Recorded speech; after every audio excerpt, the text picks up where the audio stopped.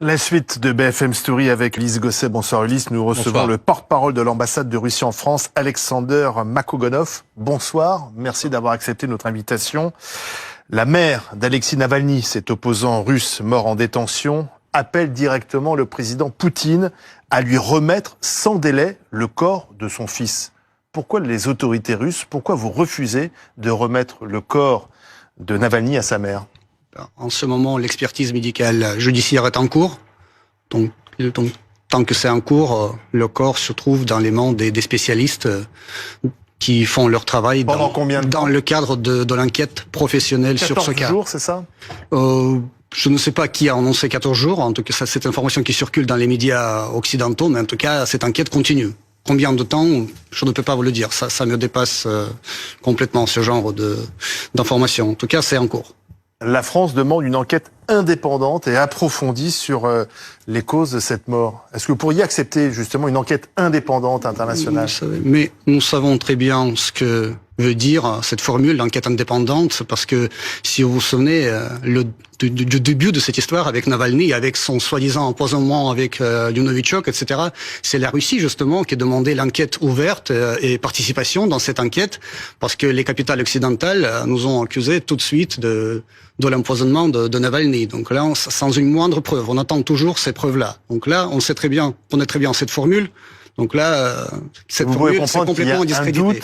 Sur les causes de sa mort. Avant de demander l'enquête indépendante, il faut d'abord peut-être que la France demande l'enquête indépendante pour les événements de ce fameux massacre à Boutcha, puis l'enquête indépendante en ce qui concerne l'explosion des fameux gazoducs Nord Stream, l'enquête indépendante aussi pour l'avion militaire russe abattu au-dessus de la région de Belgorod, Il-76, qui a apporté pour l'échange des prisonniers ukrainiens. Donc là, après ces demandes-là, s'ils apparaissent un jour, ces demandes, on peut peut-être parler d'autres demandes. Mais il faut être conséquent quand même. Tout de même. Il faut être honnête. Tout de même, monsieur le conseiller,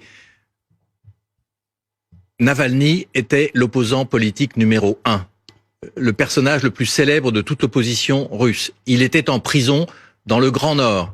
Il était surveillé 24 heures sur 24. Quelle est la cause de sa mort ? Ne dites pas que vous ne le savez pas. Il a été victime de l'acharnement du système judiciaire au minimum.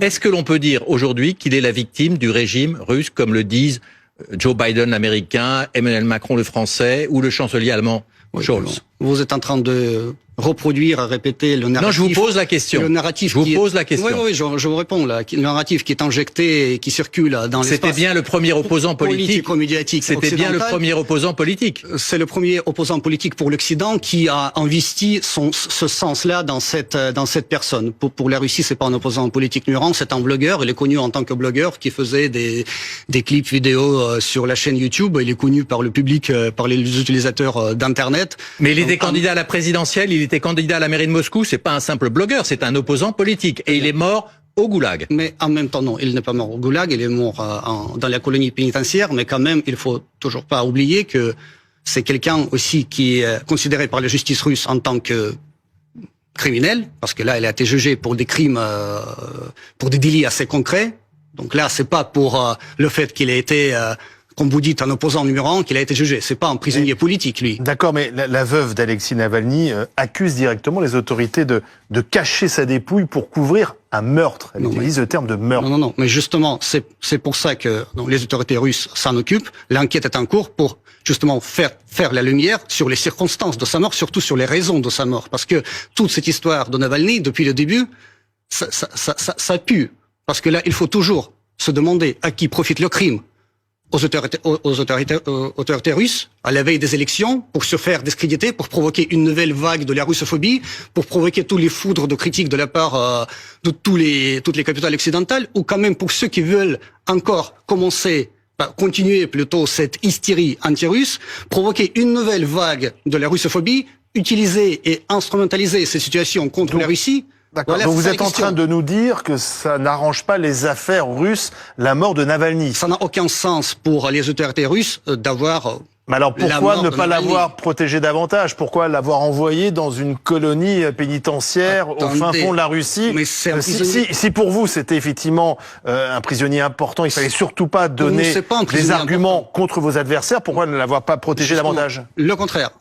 C'est pour vous lui, pour vous, c'est un prisonnier important. Pour nous, c'est un prisonnier comme tous les autres, en fait. C'est pour ça qu'il est transféré. Vous dites aujourd'hui qu'on se sert de lui pour s'en prendre une fois de plus à la Russie. Il fallait le protéger davantage. Mais je vais vous citer 3 noms. Solzhenitsyn, Sakharov, Navalny. C'est comme vous dites des prisonniers qui ne sont pas importants. Ce sont en fait des symboles de l'opposition politique qui ne peut pas exister en Russie. Et vous parlez d'élections présidentielles russes. Tous les candidats indépendants se sont vus recalés. Y compris d'ailleurs Navalny, qui était candidat en 2018, qui n'a pas pu finalement se présenter. Ce n'était pas un simple blogueur. Donc, qu'est-ce que vous dites à ceux qui disent Poutine est responsable de la mort de Navalny? Donc, tout d'abord, la mort d'un citoyen russe qui est mort en Russie, c'est purement l'affaire intérieure de la Russie. Alors, toutes les spéculations sur ce sujet, les faux jugements et ces accusations absolument infondées, c'est inadmissible, inacceptable, injustifiable, ça n'a aucun sens. Alors, il est mort de quoi, selon vous? C'est justement l'enquête qui va le dévoiler, qui va nous faire la lumière sur les circonstances de sa mort. Mais moi, je vous dis encore, la personne est morte, c'est une tragédie. Et le corps sera remis ensuite à la famille? C'est une tragédie pour sa famille, pour ses proches, etc. Mais le corps, après l'enquête, sera remis à la famille? Et politiser cette histoire. Non, pardon, expliquez. Tout un spectacle politique, mais vraiment, c'est une danse macabre, c'est une danse sur les os. Là, c'est une question simple. Après l'enquête, qui va donc prendre plusieurs jours, 14 jours, semble-t-il, au moins, le corps sera remis à la famille ensuite? Mais je ne peux pas vous le dire. Peut-être ce sera remis à la famille. Je ne sais pas comment ça se passe au niveau de procédural. Ne me demandez pas. Je suis diplomate, je ne suis pas. Le fait de ne pas remettre le corps à la famille, ça forcément. Mais le corps n'est pas encore remis à la famille. Mais je vous dis, l'enquête est en cours. Donc là, je vous ai répondu à cette question plusieurs fois. Pourquoi revenez encore?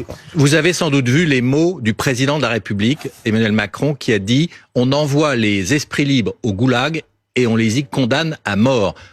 Colère, indignation. Comment vous avez réagi à cette diatribe, finalement, et cette colère, cette indignation du président français?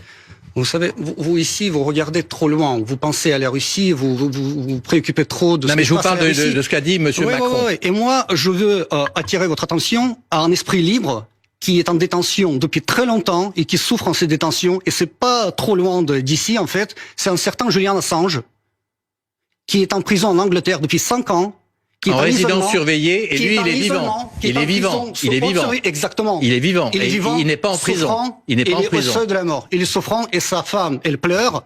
Vous ne faites aucune attention à ce qu'il dit parce qu'il pleure vraiment. Il sait que. Mais comment vous réagissez à ce qu'a dit le président? Le président français a dit, je cite, on envoie les esprits libres au goulag, il a il l'a dit. On les condamne à mort. Comment vous avez réagi? Tout d'abord, il n'était pas envoyé au goulag, la première chose. Deuxième chose, il n'était pas condamné à mort, tandis que Julian Assange, il risque d'écoper la peine de 175 ans de prison aux États-Unis. Il attend cette extradition, peut-être ça va avoir lieu bientôt, donc là la décision sera prise dans les jours peut-être qui viennent. Et donc là, c'est ça le cas, parce que ça se passe au cœur de l'Europe. C'est quelqu'un, c'est un journaliste, il est considéré comme journaliste, c'est quelqu'un qui a dévoilé pas mal des choses qui sont considérées tabous dans le monde occidental parce que ça... Il est en résidence surveillée, il n'est pas dans une prison, il n'est pas au goulag. Il est en isolement, il est dans une cellule 2/3, je crois, dans une prison près de Londres qui est conçue pour les terroristes et les criminels.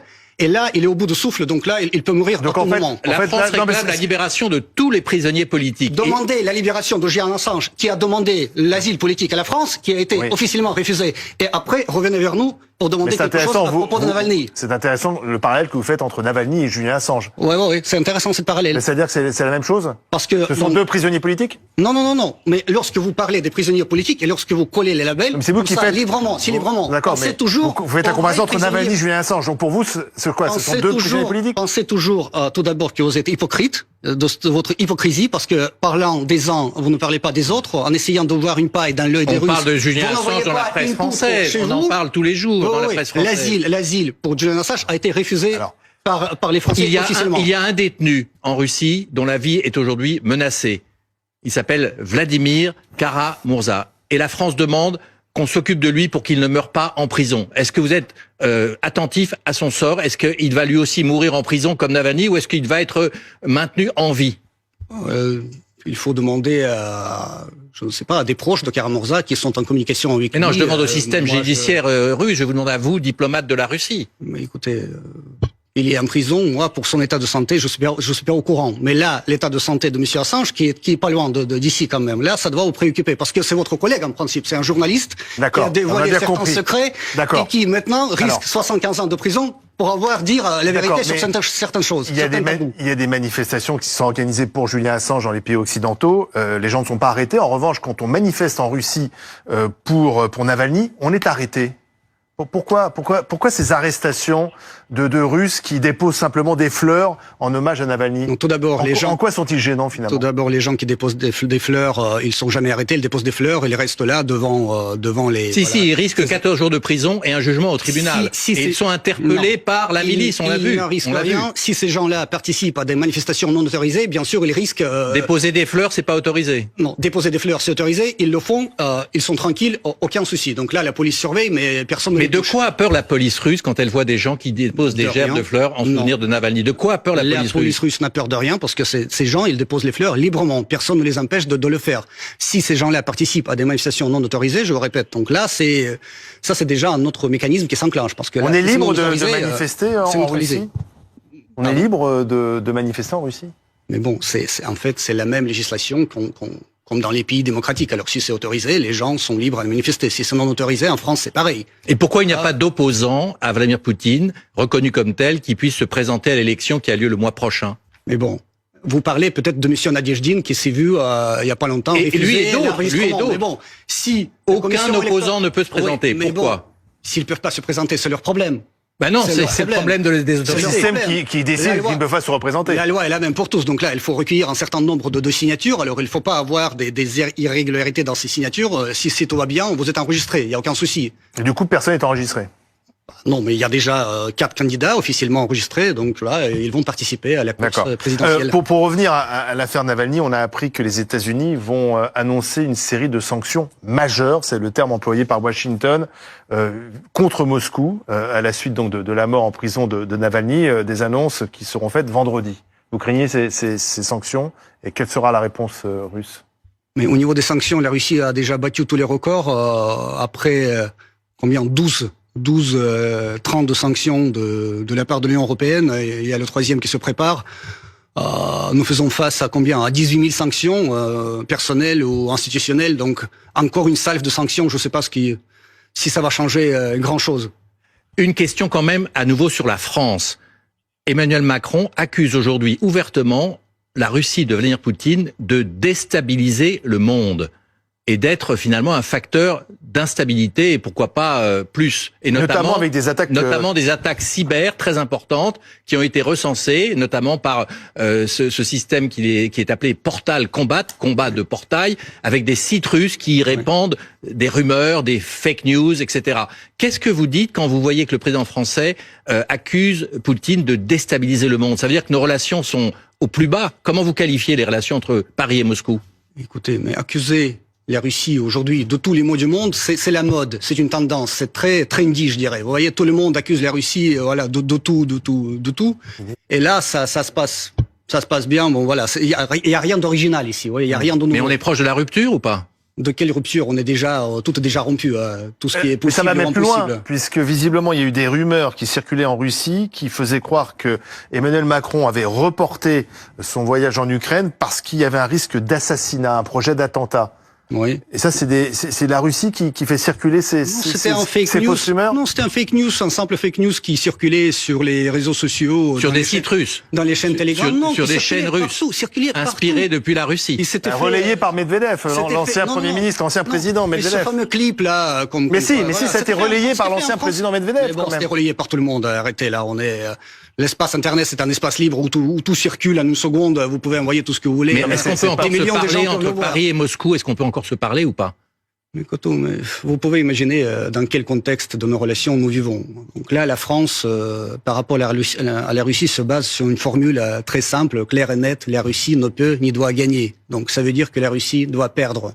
Donc là, la France, cette formule, met en œuvre par des actes assez concrets, par les livraisons d'armes massives en Ukraine, par l'aide à l'Ukraine, par l'aide à l'effort de guerre de l'Ukraine. Donc là, à quel point le dialogue est possible aujourd'hui entre Moscou et Paris, difficile de dire dans ce contexte.